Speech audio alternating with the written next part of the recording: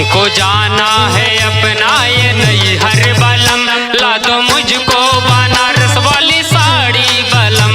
हमको जाना है अपने नैहर बलम, ला दो मुझको बनारस वाली साड़ी बलम। हमको जाना है अपना नैहर बलम, ला दो मुझको बनारस वाली साड़ी बलम। सुनत हुआ करे तय नैहरे का कर जाबी रे। अच्छा, हमारे माई की याद आवता। अच्छा अच्छा तो और सुना, बोल बोल बोल। साड़ी पहनूंगी ऐसे पलट मार के, मैं तो जाऊंगी नैहर बलम झार के।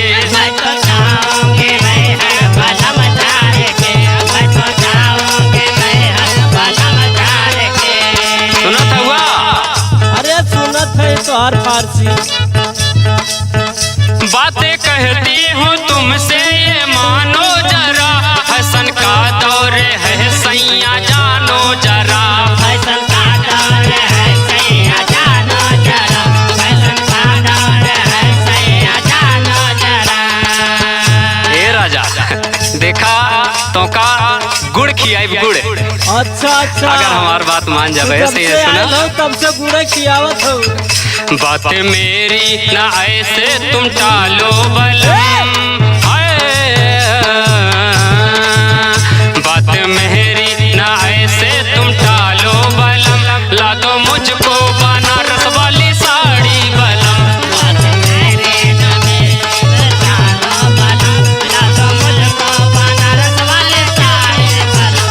बात मेरे नामे तुम जानो बलम, ला दो मुझको बनारस वाली साड़ी बलम।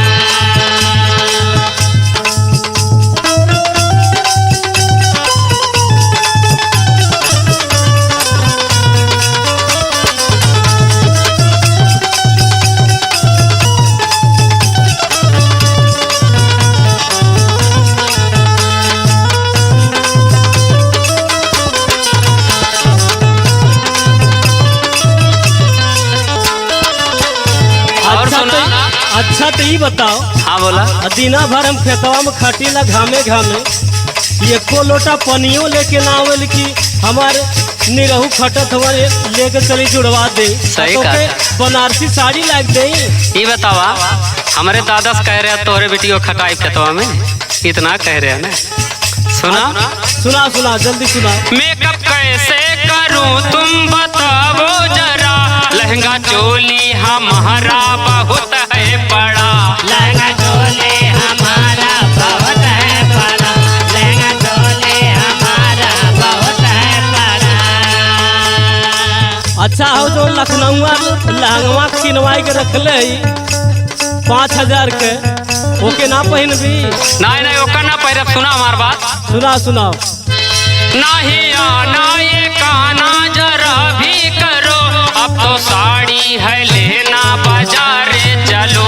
आपको साड़ी है लेना बाजारे चलो, आपको साड़ी है लेना बाजारे चलो। सुना, तोरे साथे चला बड़ा निक लागे। सुना हमारा राजा, अच्छा अच्छा संग में लूंगी मैं तो होठ लाली बलम। हाँ संग में लूंगी मैं तो होठ लाली बलम, ला दो मुझको बनारस वाली साड़ी बलम। संग में लूंगी मैं तो होठ लाली बलम, ला दो मुझको बनारस वाली साड़ी बलम। संग में लूंगी मैं तो होठ लाली बलम, ला दो मुझको बनारस वाली साड़ी बलम।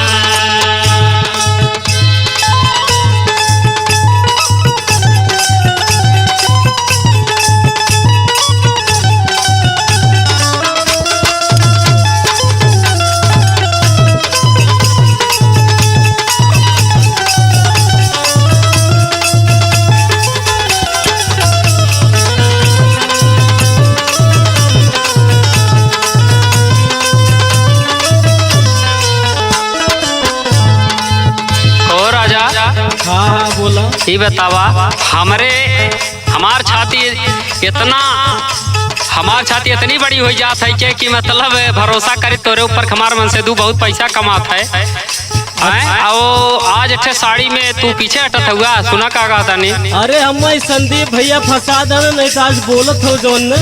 अरे तब तो तुहार बियाह नोतरा रजऊ ये करे जा सुना।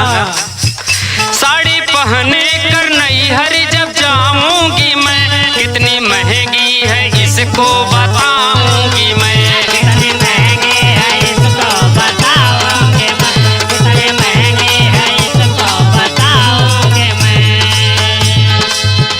5000 के ले।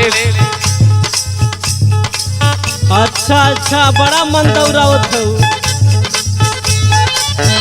और सुना जल्दी सुना। देखने साड़ी सखियां जब आएगी, देख कर जी बहुत पछताएगी।